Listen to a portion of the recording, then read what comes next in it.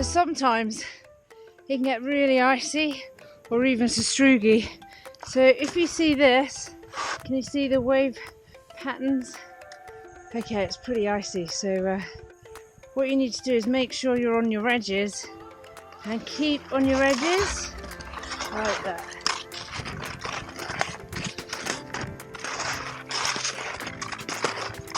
Don't forget to hit that thumbs up, and please think about subscribing and joining your passion for the mountains.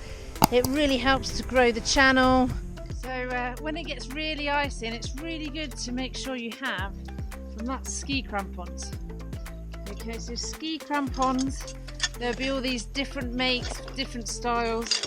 So make sure when you're renting any skis, especially in springtime, is that the skis and skins come with these, the ski crampons.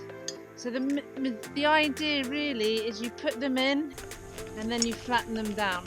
Okay, so you're actually gripping in the middle on these sharp sort of crouton.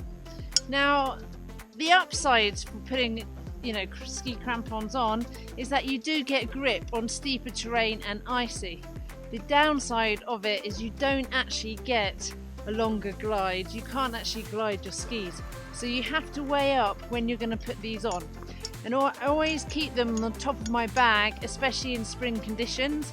And if I have any doubt, I make sure that I put my crampons first before going up. Always make sure you know how to put them on before you go out. Really important. And make sure that they fit the skis that you're using.